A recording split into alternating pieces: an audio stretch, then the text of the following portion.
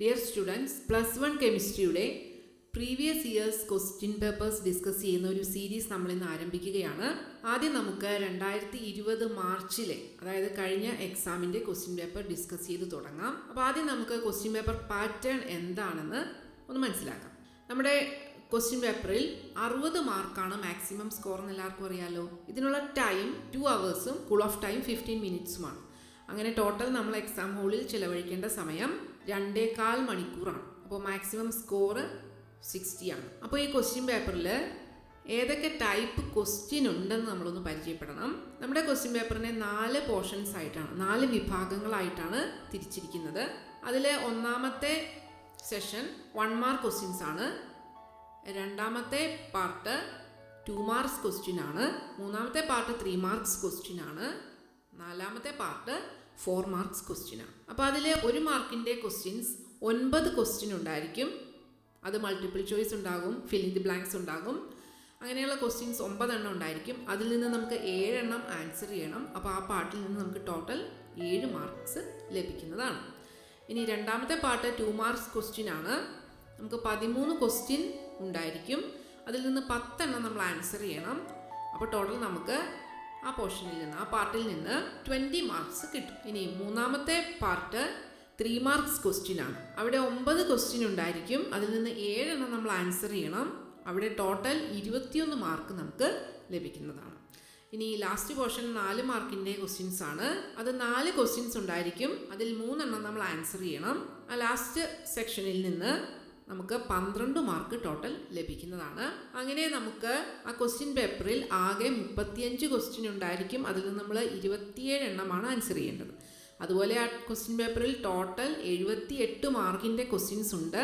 അതിൽ നിന്ന് നമുക്ക് മാക്സിമം സ്കോർ ചെയ്യാൻ പറ്റുന്നത് 60 മാർക്കാണ്. അപ്പോൾ ഇത്രയും നമുക്ക് ആ ക്വസ്റ്റ്യൻ പേപ്പറിനെ കുറിച്ച് ജനറലായിട്ട് അറിഞ്ഞിരിക്കേണ്ട സംഗതിയാണ്. ഇനി നമുക്ക് ഈ കഴിഞ്ഞ വർഷം മാർച്ച് 2020 ക്വസ്റ്റ്യൻ പേപ്പറിൽ ഓരോ ചാപ്റ്ററിൽ നിന്നും മാർക്ക് വെയിറ്റേജ് എത്ര ഉണ്ടായിരുന്നു എന്ന് നമുക്കൊന്ന് നോക്കാം. അപ്പോൾ ഇതിൽ നിന്ന് നേരിയ വ്യത്യാസങ്ങൾ ചില വർഷങ്ങളിൽ ഉണ്ടാകാം. എങ്കിലും നമുക്ക് ഓരോ വർഷത്തെയും ഓരോ ചാപ്റ്ററിൻ്റെയും ഇമ്പോർട്ടൻസ് എന്തുമാത്രമായിരുന്നു ആ ക്വസ്റ്റ്യൻ പേപ്പറിൽ ഒന്ന് മനസ്സിലാക്കിയിരുന്നാൽ എളുപ്പമായിരിക്കും. അപ്പോൾ നമുക്ക് ആകെ 14 ചാപ്റ്റേഴ്സാണുള്ളത്. അതിലെ ഒന്നാമത്തെ chapters some basic concepts of കെമിസ്ട്രിയിൽ നിന്ന് 5 മാർക്കിൻ്റെ ക്വസ്റ്റ്യൻ ആയിരുന്നു. അതുപോലെ രണ്ടാമത്തെ ചാപ്റ്റർ സ്ട്രക്ചർ ഓഫ് ആറ്റത്തിൽ നിന്ന് 7 മാർക്കിൻ്റെ ക്വസ്റ്റ്യൻ ആയിരുന്നു. അപ്പോൾ അത് സ്പ്ലിറ്റ് ചെയ്ത് ഏതൊക്കെ സെക്ഷനിൽ വന്ന ക്വസ്റ്റ്യൻസ് ആണ് എന്ന് കാണിച്ചിട്ടുണ്ട്. 1+2+4 എന്നാണ് എഴുതിയിരിക്കുന്നത്. 1 മാർക്കിൻ്റെ ഒരു ക്വസ്റ്റ്യൻ ഉണ്ടായിരുന്നു. 2 മാർക്ക് സെക്ഷനിൽ ഒരു ക്വസ്റ്റ്യൻ ഉണ്ടായിരുന്നു. അതുപോലെ 4 മാർക്സിൻ്റെ സെക്ഷനിൽ ഒരു ക്വസ്റ്റ്യൻ ഉണ്ടായിരുന്നു. അടുത്ത മൂന്നാമത്തെ chapter classification of elements and periodicity in properties. ആ ചാപ്റ്ററിൽ നിന്ന് 5 മാർക്കിന് ക്വസ്റ്റ്യൻ ഉണ്ടായിരുന്നു. അടുത്തത് നാലാമത്തെ chapter chemical bonding and molecular സ്ട്രക്ചറിൽ നിന്ന് 7 മാർക്കിന് ക്വസ്റ്റ്യൻ ഉണ്ടായിരുന്നു. അഞ്ചാമത്തെ chapter states of matter 6 mark. 6 thermodynamics 5 marks. 7 equilibrium 7 marks. 8 redox reaction 4 mark. 9 hydrogen 5 marks. 10 S block elements 5 marks. 11 P block elements 5 marks. 12 organic chemistry some basic principles and techniques 7 marks. 13 hydrocarbon 6 marks. 14 environmental chemistry 4 marks. അപ്പോൾ ഇങ്ങനെയായിരുന്നു കഴിഞ്ഞ 2020 മാർച്ചിലെ question പേപ്പറിൻ്റെ ഒരു analysis. അപ്പോൾ ഇനി നമുക്ക് ഈ 2020 മാർച്ചിലെ question paper ഒന്ന് ഡിസ്കസ് ചെയ്യാൻ തുടങ്ങാം. അപ്പോൾ ഇന്നത്തെ ക്ലാസ്സിൽ നമ്മൾ ഡിസ്കസ് ചെയ്യാൻ പോകുന്നത് അതിൻ്റെ ഫസ്റ്റ് സെഷൻ 1 മാർക്ക് ക്വസ്റ്റ്യൻസ് മാത്രമാണ്. അടുത്ത ക്ലാസ്സുകളിലായിട്ട് നമുക്ക് ഇതിൻ്റെ തുടർച്ചയായിട്ടുള്ള ക്വസ്റ്റ്യൻസ് ഡിസ്കസ് ചെയ്യാം. അപ്പോൾ കഴിഞ്ഞ വർഷം നമ്മുടെ ആദ്യത്തെ ക്വസ്റ്റ്യൻ 1 മാർക്ക് ക്വസ്റ്റ്യൻ ഇതായിരുന്നു. Water gas is A mixture of 4 option അവിടെ തന്നിട്ടുണ്ട്. ഏതാണെന്ന് എടുത്തെഴുതാനായിരുന്നു ക്വസ്റ്റ്യൻ. അപ്പോൾ വാട്ടർ ഗ്യാസ് എന്ന് പറയുന്നത് എന്തിൻ്റെ മിക്സ്ചറാണ് എന്നായിരുന്നു ക്വസ്റ്റ്യൻ. അപ്പോൾ 4 ഓപ്ഷനിൽ ശരി ഉത്തരം കാർബൺ മോണോക്സൈഡും ഹൈഡ്രജനും ചേർന്ന ഒരു മിക്സ്ചറാണ് വാട്ടർ ഗ്യാസ് എന്നുള്ളതാണ്. അപ്പോൾ ഈ വാട്ടർ ഗ്യാസ് പഠിക്കുമ്പോൾ അതിനൊപ്പം പഠിക്കേണ്ട ഒരു ഗ്യാസാണ് പ്രൊഡ്യൂസർ ഗ്യാസ്. അപ്പോൾ അതും ഓപ്ഷനിൽ തന്നിട്ടുണ്ട്, കൺഫ്യൂഷൻ ഉണ്ടാക്കാൻ വേണ്ടിയാണ്. അപ്പോൾ അതും കൂടി ഒന്ന് പഠിച്ചു വയ്ക്കുക. അപ്പോൾ ഒരു ക്വസ്റ്റ്യൻ പേപ്പറിൽ നോക്കി പഠിക്കുമ്പോൾ അതുമായിട്ട് റിലേറ്റ് ചെയ്ത ടോപ്പിക്സ് കൂടി നമ്മൾ പഠിച്ചു വയ്ക്കുകയാണെങ്കിൽ നമുക്ക് പിന്നീട് പഠിക്കുമ്പോൾ വളരെ എളുപ്പമായിരിക്കും. അപ്പോൾ കാർബൺ മോണോക്സൈഡിൻ്റെയും നൈട്രജൻ്റെയും മിക്സ്ചറിനെയാണ് നമ്മൾ പ്രൊഡ്യൂസർ ഗ്യാസ് എന്ന് വിളിക്കുന്നത്. ക്വസ്റ്റ്യൻ എന്തായിരുന്നു? കാർബൺ മോണോക്സൈഡിൻ്റെയും ഹൈഡ്രജൻ്റെയും മിക്സ്ചറായ വാട്ടർ ഗ്യാസിനെ കുറിച്ചായിരുന്നു ക്വസ്റ്റ്യൻ. ഇനി second question the element that has outer electronic configuration 3d5 4s1 belongs to. അപ്പോൾ ഒരു ഇലക്ട്രോണിക് കോൺഫിഗറേഷൻ തന്നിട്ടുണ്ട് 3d5 4s1 എന്ന്. എന്നിട്ട് 4 ബ്ലോക്ക് തന്നിട്ട് ചോദിച്ചിരിക്കുവാണ് ഈ ഇലക്ട്രോണിക് കോൺഫിഗറേഷനിൽ വരുന്ന എലമെൻറ്റ് ഏത് ബ്ലോക്കിൽ ഉൾപ്പെടുന്നതാണ്. അപ്പോൾ ഒറ്റ നോട്ടത്തിൽ നമ്മൾ നോക്കുമ്പോൾ ലാസ്റ്റ് ഇലക്ട്രോൺ ഫില്ല് ചെയ്തിരിക്കുന്നത് 4s1 എസ് സബ്ഷെല്ലിലാണ്. അപ്പോൾ നമുക്ക് ഉടനെ എഴുതാൻ തോന്നും എസ് ബ്ലോക്ക് എന്ന്. പക്ഷേ പ്രത്യേകം ശ്രദ്ധിക്കുക, അവിടെ ഡി സബ്ഷെല്ലോ എഫ് സബ്ഷെല്ലോ കാണിച്ചിട്ടുണ്ടെങ്കിൽ അവിടെ നമ്മൾ ശ്രദ്ധിക്കേണ്ടത് ഡി സബ്ഷെല്ലിൽ കാണിച്ചിട്ടുണ്ടെങ്കിൽ അത് ഡി ബ്ലോക്കിലെ എലമെൻ്റ് ആണ്. ഡിയുടെ മുമ്പിലായിട്ട് എഫ് സബ്ഷെല്ലും കൂടി കാണിച്ചിട്ടുണ്ടെങ്കിൽ അത് എഫ് ബ്ലോക്കിൽ പെടുന്ന എലമെൻ്റ് ആണ്. അപ്പോൾ പ്രത്യേകം ശ്രദ്ധിക്കണം ഇതുപോലുള്ള ട്രിക്കി ക്വസ്റ്റ്യൻസ് കാണുമ്പോൾ. അപ്പോൾ ഈ ഡി ബ്ലോക്ക് എലമെൻസിൻ്റെ ഇലക്ട്രോണിക് കോൺഫിഗറേഷൻ പഠിക്കുമ്പോൾ നമ്മൾ ആ ഡി ബ്ലോക്കിലെ ഫസ്റ്റ് റോ എലമെൻസിൻ്റെ ഇലക്ട്രോണിക് കോൺഫിഗറേഷൻ ഒന്ന് പഠിച്ചു വെച്ചാൽ ഇതുമായിട്ട് റിലേറ്റ് ചെയ്ത് വരുന്ന മിക്ക ക്വസ്റ്റ്യൻസും ആൻസർ ചെയ്യാൻ പറ്റും. അപ്പോൾ ഫസ്റ്റ് റോയിൽ വരുന്നത് അറ്റോമിക് നമ്പർ 21 മുതൽ 30 വരെയുള്ള എലമെൻറ്റ്സ് ആണ്. അപ്പോൾ അവ ഏതൊക്കെയാണെന്നറിയാലോ? Scandium, titanium, vanadium, chromium, manganese, iron, cobalt, nickel, copper, zinc ഇവയാണ്. ഇതിൻ്റെ സിമ്പൽ അറിയാലോ? അപ്പോൾ ഇതിൻ്റെ അറ്റോമിക് നമ്പറും ഇലക്ട്രോണിക് കോൺഫിഗറേഷനും പഠിച്ചു വെക്കാനായിട്ട് ഒരു എളുപ്പ വഴി നമ്മൾ പറയാറുണ്ട്. ആ സിമ്പൽ എല്ലാം കൂടി ചേർത്ത് നമ്മൾ എന്ത് പറയും? എസിറ്റൈ വിക്രമൻ ഫിക്കോ നിക്കൂസൻ എന്ന് നമ്മൾ പറഞ്ഞ് പഠിച്ചു വെച്ച് കഴിഞ്ഞാൽ ആ 10 എലിമെൻറ്റിൻ്റെയും സിമ്പലായി. നമ്മൾ വിരലിൽ എണ്ണി അറ്റോമിക് നമ്പർ പഠിച്ചു വെച്ചാൽ അവരുടെ ഇലക്ട്രോണിക് കോൺഫിഗറേഷൻ എഴുതാനും എളുപ്പമുണ്ട്. ഇനി അവരുടെ ഇലക്ട്രോണിക് കോൺഫിഗറേഷൻ നമ്മൾ എങ്ങനെ എഴുതും? 21ാമത്തെ എലമെൻ്റായ സ്കാൻഡിയത്തിൻ്റെ ഇലക്ട്രോണിക് കോൺഫിഗറേഷൻ 3d1 4s2 എന്നാണ്.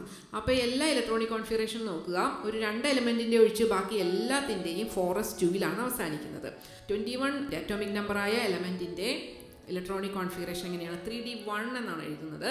22 ആകുമ്പോൾ 3d2 ആകും, 23 ആകുമ്പോൾ 3d3 എന്നാകും. ഇനി അതിനിടയ്ക്കുള്ള ക്രോമിയം ഇപ്പോൾ നോക്കണ്ട. അടുത്തത് manganese 3d5, iron 3d6, cobalt 27 ആണ് അറ്റോമിക് നമ്പർ, അപ്പോൾ 3d7. നിക്കൽ 28 ആണ്, 3d8. കോപ്പർ ഇപ്പോൾ നോക്കണ്ട. അടുത്തത് നോക്കുക, സിങ്ക് 3d10, 30 ആണ് അറ്റോമിക് നമ്പർ, അപ്പോൾ 3d10 എന്ന് അവസാനിക്കുന്നു. അപ്പോൾ ഇങ്ങനെ അറ്റോമിക് നമ്പറും ഇലക്ട്രോണിക് കോൺഫിഗറേഷനും കമ്പയർ ചെയ്ത് പഠിച്ചു വയ്ക്കുക. ഇനി നമ്മൾ വിട്ട് കളഞ്ഞ ക്രോമിയവും കോപ്പറും നോക്കുക. അതിലെങ്ങനെയാണ് ഇലക്ട്രോണിക് കോൺഫിഗറേഷൻ? 4s1 എന്നാണ് അവസാനിക്കുന്നത്. അവിടെ എന്താ ചെയ്തിരിക്കുന്നത്? ആ എസ് സബ്ഷെല്ലിലെ ഒരു ഇലക്ട്രോൺ ഡി സബ്ഷെല്ലിലേക്ക് പറഞ്ഞയക്കുന്നു. അതെന്തിനു വേണ്ടിയിട്ടാണ്? ഡി സബ്ഷെല്ലിനെ ഹാഫ് ഫിൽഡ് ആക്കാനും കംപ്ലീറ്റ്ലി ഫിൽഡ് ആക്കാനുമാണ്. എന്തിനു വേണ്ടിയിട്ടാണ് അങ്ങനെ ആക്കുന്നത്? ഹാഫ് ഫിൽഡ് അല്ലെങ്കിൽ കംപ്ലീറ്റ്ലി ഫിൽഡ് സബ്ഷെൽസ് സ്റ്റേബിൾ ആണ് നമ്മൾ പഠിച്ചിട്ടുണ്ട്. അപ്പോൾ കുറച്ചുകൂടി സ്റ്റേബിൾ ആക്കുന്നതിന് വേണ്ടിയിട്ടാണ് നമ്മൾ എസ് സബ്ഷെല്ലിലെ ഒരു ഇലക്ട്രോണിനെ എടുത്ത് ഡി സബ്ഷെല്ലിൽ ഇടുന്നത്. അപ്പോൾ ക്രോമിയവും കോപ്പറും നമ്മൾ സ്പെഷ്യൽ കേസസ് ആയിട്ട് പഠിച്ചു വയ്ക്കുക. ബാക്കി നമ്മളിപ്പോൾ പറഞ്ഞതുപോലെ ഓർഡറിൽ പഠിച്ചു വയ്ക്കുക. അപ്പോൾ നമ്മുടെ ക്വസ്റ്റ്യനിൽ ക്രോമിയത്തിൻ്റെ ഇലക്ട്രോണിക് കോൺഫിഗറേഷൻ ആയിരുന്നു ചോദിച്ചിരുന്നത്. അപ്പോൾ ക്രോമിയം ഡി ബ്ലോക്ക് എലമെൻ്റ് ആണ്. അപ്പോൾ ഇനി നമുക്ക് മൂന്നാമത്തെ ക്വസ്റ്റ്യനിലേക്ക് കടക്കാം. Number of radial nodes of 4p orbital is. 4p ഓർബിറ്റലിൻ്റെ റേഡിയൽ നോഡുകളുടെ എണ്ണം കണ്ടുപിടിക്കുക എന്നാണ് ക്വസ്റ്റ്യൻ. അപ്പോൾ റേഡിയൽ നോഡുകളുടെ എണ്ണം കണ്ടുപിടിക്കാനുള്ള ഫോർമുല നമ്മൾ പഠിക്കണം. എന്താണ് ഫോർമുല? റേഡിയൽ നോഡ്സിൻ്റെ എണ്ണം കണ്ടുപിടിക്കുന്നതിനുള്ള ഫോർമുലയാണ് n-l-1. ഇവിടെ എന്നും എല്ലും എന്തിനെ സൂചിപ്പിക്കുന്നു? n principal quantum number, l azimuthal quantum number. ഇനി ആംഗുലർ നോട്ട്സ് മാത്രമാണ് ചോദിച്ചിരുന്നെങ്കിൽ അതെന്തിന് ഈക്വലാണ്? എല്ലിന് ഈക്വലാണ്, അസിമത്തൽ ക്വാണ്ടം നമ്പറിന് ഈക്വലാണ്. ഇനി ടോട്ടൽ നമ്പർ ഓഫ് നോട്ട്സ് ആണ് ചോദിച്ചിരുന്നെങ്കിൽ n-1 ആണ്. അപ്പോൾ ഈ ഫോർമുല പഠിച്ചു വെച്ചാൽ നമുക്ക് ഈ ക്വസ്റ്റിൻ്റെ ആൻസർ എഴുതാൻ പറ്റും. അപ്പോൾ n വാല്യൂ നമുക്ക് എഴുതാം. 4p ഓർബിറ്റിലാണ് ചോദിച്ചിരിക്കുന്നത്, അപ്പോൾ n വാല്യൂ 4 ആണ്. ഇനി p സബ്ഷെൽ ആയതുകൊണ്ട് l വാല്യൂ എത്രയായിരിക്കും? അതാണ് അവിടെ ചാർട്ടായിട്ട് തന്നിട്ടുണ്ട്. എസ് സബ്ഷെൽ ആണെങ്കിൽ l വാല്യൂ 0 ആണ്, p ആണെങ്കിൽ 1 ആണ്, d ആണെങ്കിൽ 2 ആണ്, f ആണെങ്കിൽ 3 ആണ്. അപ്പോൾ ഇവിടെ p സബ്ഷെൽ ആയതുകൊണ്ട് എല്ലിൻ്റെ വാല്യൂ 1 ആണ്. അപ്പോൾ നമുക്ക് ഫോർമുല എങ്ങനെ എഴുതാൻ പറ്റും? 4 - 1 - 1 എന്ന് എഴുതാൻ പറ്റും. അപ്പോൾ ആൻസർ എന്ത് കിട്ടും? 2 എന്ന് കിട്ടും. അപ്പോൾ റേഡിയൽ നോട്ട്സിൻ്റെയും ആംഗുലർ നോട്ട്സിൻ്റെയും ടോട്ടൽ നോട്ട്സിൻ്റെയും നമ്പർ കണ്ടുപിടിക്കുന്നതിനുള്ള ഫോർമുല പഠിച്ചു വയ്ക്കുക. എന്നിട്ട് ഏതാണ് കണ്ടുപിടിക്കാൻ പറഞ്ഞിരിക്കുന്നത് എന്ന് നോക്കി ആൻസർ ചെയ്യുക. അപ്പോൾ ഇനി നമുക്ക് നാലാമത്തെ ക്വസ്റ്റിലേക്ക് കിടക്കാം. The species that can form both conjugate acid and conjugate base among the following is. 4 species അവിടെ തന്നിട്ടുണ്ട്. എന്നിട്ട് അതിൽ നിന്ന് കോൺജുഗേറ്റ് ആസിഡും കോൺജുഗേറ്റ് ബേസും ഉൽപ്പാദിപ്പിക്കാൻ കഴിയുന്ന സ്പീഷീസ് ഏതാണെന്നാണ് ചോദിച്ചിരിക്കുന്നത്. ഈ ടോപ്പിക് എവിടെ വരുന്നതാണ്? Bronsted acids and bases. Lorry Bronsted concept അനുസരിച്ച് ആസിഡുകളെയും ബേസുകളെയും ഡിഫൈൻ ചെയ്യുമ്പോൾ വരുന്ന ടോപ്പിക്കാണ് കോൺജുഗേറ്റ് ആസിഡ്, കോഞ്ചുഗേറ്റ് ബേസ്. പ്രോട്ടോണിനെ വിട്ടുകൊടുക്കാൻ കഴിയുന്നവരെ നമ്മൾ ആസിഡ് എന്ന് വിളിക്കും. പ്രോട്ടോൺ വിട്ടുകൊടുത്തു കഴിഞ്ഞാൽ അവരെന്തായിട്ട് മാറും? ആ ആസിഡിൻ്റെ കോഞ്ചുഗേറ്റ് ബേസ് ആയിട്ട് മാറും. അതുപോലെ പ്രോട്ടോണിനെ സ്വീകരിക്കാൻ കഴിയുന്നവരെ നമ്മൾ വിളിക്കും ബേസ് എന്ന്. പ്രോട്ടോണിനെ സ്വീകരിച്ച് കഴിയുമ്പോൾ അവർ ആ ബേസിൻ്റെ കോഞ്ചുഗേറ്റ് ആസിഡായിട്ട് മാറും. ആസിഡായിട്ടും ബേസായിട്ടും പ്രവർത്തിക്കുന്ന സ്പീഷീസുകൾക്കാണ് കോഞ്ചുഗേറ്റ് ആസിഡും കോഞ്ചുഗേറ്റ് ബേസും ഉൽപ്പാദിപ്പിക്കാൻ സാധിക്കുന്നത്. അങ്ങനെയുള്ള സ്പീഷീസുകളെ നമ്മളൊരു പ്രത്യേക പേര് വിളിക്കും ആംഫോടെറിക് സ്പീഷീസ്. ആംഫോടെറിക് സ്പീഷീസിന് കുറച്ച് എക്സാമ്പിൾസ് നമ്മുടെ ടെസ്റ്റിൽ തന്നിട്ടുണ്ട്. ഏതൊക്കെയാണ്? H2O, HCO3-, HSO4-, NH3. അപ്പോൾ ഇതിൽ നമ്മുടെ ക്വസ്റ്റ്യനിൽ തന്നിരിക്കുന്നതിൽ ഓപ്ഷനിലുള്ളത് ഏതാണ്? H2O ആണ്. അപ്പോൾ H2Oന് ആസിഡിൻ്റെ സ്വഭാവമുണ്ട്, ബേസിൻ്റെ സ്വഭാവമുണ്ടെന്ന് നമുക്കറിയാം. അപ്പോൾ ഇതൊരു ആംഫോടെറിക് സ്പീഷീസ് ആണ്. അപ്പോൾ നമ്മുടെ ആൻസർ H2O ആണ്. അപ്പോൾ ഇതുപോലെ തന്നെ ഇതിൻ്റെ കൂടെയുള്ള ആംഫോടെറിക് സ്പീഷീസുകളുടെ കോഞ്ചുഗേറ്റ് ആസിഡും കോഞ്ചുഗേറ്റ് ബേസും കണ്ടുപിടിക്കുന്നതിനുള്ള ഒരു ചാർട്ട് നമ്മുടെ ടെക്സ്റ്റ് ബുക്കിൽ തന്നിട്ടുണ്ട്. ആ ചാർട്ടാണ് നിങ്ങൾ കാണുന്നത്. ആ ചാർട്ടിൽ എങ്ങനെയാണ് കോഞ്ചുഗേറ്റ് ബേസും കോഞ്ചുഗേറ്റ് ആസിഡും കിട്ടിയിരിക്കുന്നതെന്ന് നോക്കി മനസ്സിലാക്കി വെക്കുക. അതിനെ ബേസ് ചെയ്തുകൊണ്ടും നമ്മുടെ ക്വസ്റ്റ്യൻ പേപ്പറിൽ ക്വസ്റ്റ്യൻ കാണാറുണ്ട്. ഇനി അടുത്ത ക്വസ്റ്റ്യൻ, 5ാമത്തെ ക്വസ്റ്റ്യൻ ആയിട്ട് തന്നിരിക്കുന്നത് liquids having large difference in boiling points are separated by. നമ്മുടെ 12ാമത്തെ ചാപ്റ്ററിലെ ഒരു ക്വസ്റ്റ്യൻ ആണ്. ഓർഗാനിക് കെമിസ്ട്രിയുടെ ചാപ്റ്ററാണ്. അപ്പോൾ ബോയിലിംഗ് പോയിന്റിൽ വളരെയധികം ഡിഫറൻസ് ഉള്ള 2 ലിക്വിഡിനെ തമ്മിൽ എങ്ങനെ വേർതിരിക്കാമെന്നാണ് ക്വസ്റ്റ്യൻ ചോദിച്ചിരിക്കുന്നത്. അപ്പോൾ ആ 4 ഓപ്ഷനിൽ കറക്റ്റ് ആൻസർ ഡിസ്റ്റിലേഷനാണ്. അപ്പോൾ ബോയിലിംഗ് പോയിന്റിൽ വളരെ ഡിഫറൻസ് ഒന്നും ഇല്ലെങ്കിൽ, സ്മോൾ ഡിഫറൻസ് ആണ് ഉള്ളതെങ്കിൽ നമ്മൾ കൊടുക്കേണ്ട ആൻസർ ഏതായിരുന്നു? ഫ്രാക്ഷണൽ ഡിസ്റ്റിലേഷൻ ആയിരുന്നു. അപ്പോൾ അത് രണ്ടും തമ്മിലുള്ള വ്യത്യാസം മനസ്സിലാക്കി വെക്കുക. ഇനി 6ാമത്തെ question, the oxidation number of an atom in the elementary form. മൂലകാവസ്ഥയിൽ ഒരു ആറ്റത്തിൻ്റെ ഓക്സിഡേഷൻ നമ്പർ എത്രയാണെന്നാണ് ചോദിച്ചിരിക്കുന്നത്. മൂലകാവസ്ഥയിൽ നമ്മൾ കാൽക്കുലേറ്റ് ചെയ്യുമ്പോൾ ഓക്സിഡേഷൻ സ്റ്റേറ്റ് 0 ആയിട്ടാണ് എടുക്കുന്നത്. അപ്പോൾ ഓക്സിഡേഷൻ നമ്പർ കണ്ടുപിടിക്കാനുള്ള ഒരുപാട് റൂൾസ് നമ്മുടെ 8ാമത്തെ ചാപ്റ്ററിൽ പഠിക്കുന്നുണ്ട്. അതിൽ വരുന്നൊരു റൂളാണിത്. അപ്പോൾ ആൻസർ 0. ഇനി 7ാമത്തെ question, the unit of coefficient of viscosity in CGS system is dash. അപ്പോൾ CGS സിസ്റ്റത്തിൽ കോഎഫിഷ്യൻ്റ് ഓഫ് വിസ്കോസിറ്റിയുടെ യൂണിറ്റ് എന്താണെന്നാണ് ചോദിച്ചിരിക്കുന്നത്. നമ്മൾ SI സിസ്റ്റം പഠിച്ചിട്ടുണ്ട്. അതിനൊപ്പം പഠിച്ചിരിക്കുന്ന ഒരു സിസ്റ്റമാണ് CGS സിസ്റ്റം.